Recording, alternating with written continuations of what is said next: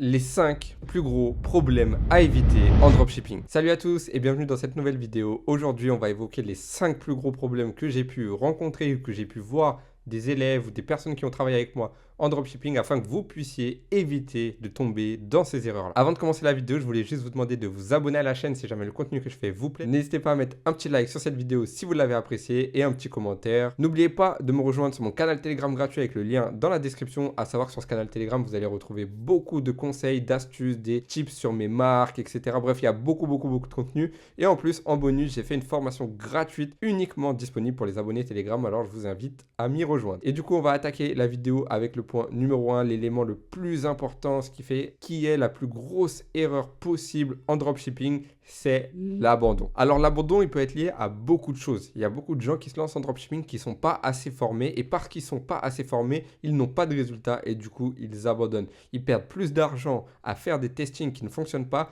qu'à se former pour faire des testings qui fonctionnent.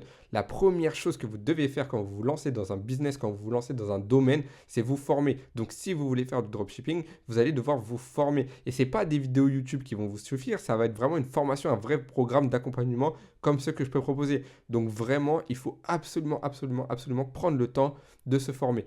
Et le fait de se former, ça va vous aider à avoir les bases pour faire des testings qui fonctionnent mieux. De cette manière, vous allez éviter d'abandonner trop rapidement et aussi de perdre trop d'argent rapidement. Il y a aussi beaucoup de gens qui pensent que c'est trop facile et du coup, aux premiers échecs, ils abandonnent parce qu'ils estiment que le dropshipping, en fait, c'est beaucoup plus dur que ça en a l'air. En pratique, ça a l'air simple, donc ça doit être facile. Je vois des super résultats, des mecs qui font 5000 euros en une journée, c'est incroyable, je vais faire pareil. Ah ouais, c'est juste vendre un produit sur Internet.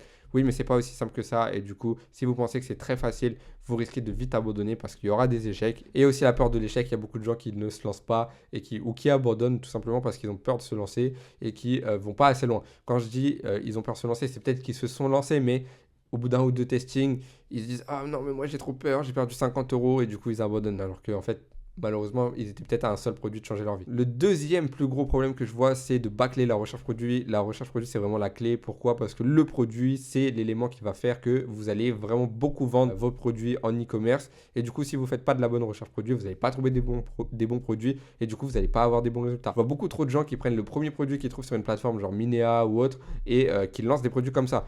Même, je vois beaucoup de gens qui prennent le premier produit qu'on peut trouver sur les top 10 des vidéos produits YouTube et ils prennent le premier produit qu'ils trouvent et ils le lancent. Et ils se disent ah mais c'est super, c'est lui, il a dit que c'était bien, c'est que forcément c'est bien. Peut-être que c'est bien, mais il y a beaucoup de choses à faire derrière, de la recherche concurrentielle, de l'étude de marché, de l'analyse concurrentielle, la création d'offres, voir vos marques, faire un bon site, faire un bon copywriting, un bon marketing, faire des bonnes publicités. C'est tout ça qui vont vous faire réussir, même si le produit c'est la base. Donc trouver un bon produit c'est hyper important, mais ça va pas suffire. Donc ça va être super important quand même de toujours progresser déjà dans vos recherches produits, parce qu'il y a beaucoup de gens, ils en font une fois et après ils arrêtent pendant des mois et après ils refont et après ils arrêtent. Non, faites-en tout le temps, essayez d'être constant, faites-en genre plusieurs fois par semaine, juste pour voir quel produit fonctionne, juste pour comprendre le marché, pour être de plus en plus bon dans la recherche produit et du coup avoir de plus en plus de chances d'avoir des winners. Et en plus, si vous maîtrisez bien la recherche produit et que derrière vous créez un environnement complet autour du produit, c'est-à-dire marketing, off, site, etc., optimisé, alors vous allez vendre, mais vraiment facilement, beaucoup plus facilement en tout cas. La troisième plus grosse erreur, ça va être de ne pas gérer son capital, et ça, il n'y a vraiment personne, je vois aucun youtubeur qui en parle, youtubeur e-commerce, je vois personne qui en parle, alors que la gestion du capital, c'est hyper important, et c'est une grosse erreur que je remarque souvent.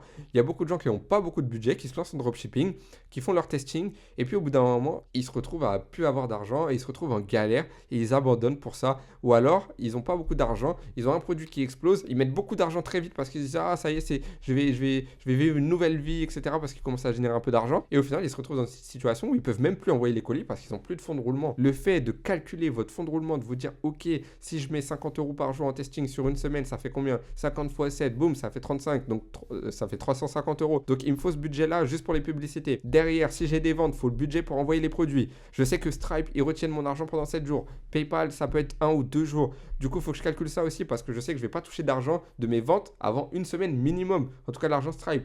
Donc voilà, c'est vraiment tout ça qu'il faut optimiser. Et il ne faut pas vous dire, ok, j'ai 300 euros, c'est 50 euros le testing, je peux faire 7 testings. Non, parce que si vous faites des testings sur plusieurs jours, que vous avez des ventes, que vous devez envoyer les produits, etc., bah, c'est de l'argent que vous n'allez pas revoir tout de suite. ok? Il y a un fonds de roulement, il faut vraiment avoir une sécurité par rapport à tout ça, ok?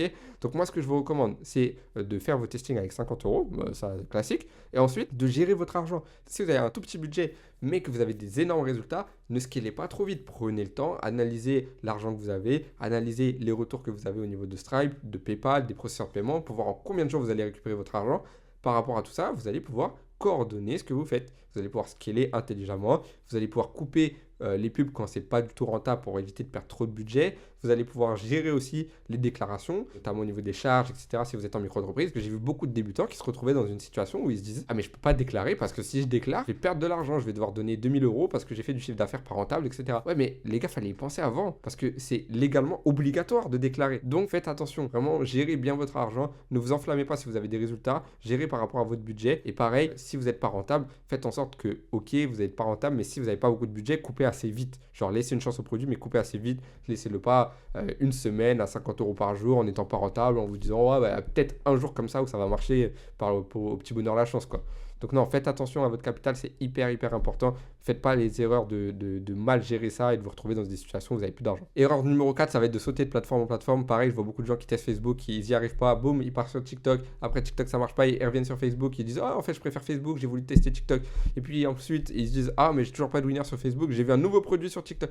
Non, sauter de plateforme en plateforme, c'est pas non plus une bonne idée. La meilleure chose à faire, c'est vraiment de devenir, entre guillemets, expert dans une plateforme, en tout cas la maîtriser correctement, avoir vos résultats dessus, et une fois que vous avez vos résultats sur la plateforme, vous allez pouvoir basculer sur d'autres. Donc le multicanal, c'est bien, mais il faut d'abord maîtriser un seul canal. Vous ne pouvez pas partir en multicanal si vous n'en maîtrisez vraiment aucun. Maîtrisez d'abord Facebook ou TikTok, et ensuite vous allez pouvoir basculer d'un canal à l'autre. Moi, ma recommandation par rapport à ça, c'est dès le début, quand vous vous lancez, vous dites: ok, je préfère Facebook ou ok, je préfère TikTok, et vous partez à fond sur l'une des deux jusqu'à avoir des résultats. Et l'erreur numéro 5 qui revient aussi énormément, c'est de mal gérer son calcul des coûts. Il y a beaucoup de gens qui ne calculent pas vraiment leur marge, qui ne calculent pas leurs charges, qui ne calculent pas la TVA, qui ne calculent pas leurs impôts, et du coup, au moment où ils font leur calcul, ils se disent: ah bah en fait je suis super rentable, je fais un x2, du coup j'achète le produit 10 euros, je le vends 20 euros, c'est génial, je vais gagner 10 euros. Non, vous ne gagnez pas 10 euros, vous avez 10 euros de marge brute. Derrière, il faut rajouter les frais Stripe, les frais PayPal, les frais Shopify, l'envoi des produits, les frais de l'agent, les frais de livraison, les impôts, les charges, la TVA, etc. Vous allez peut-être vous retrouver jamais rentable, même si vous avez des ventes tous les jours, quoi.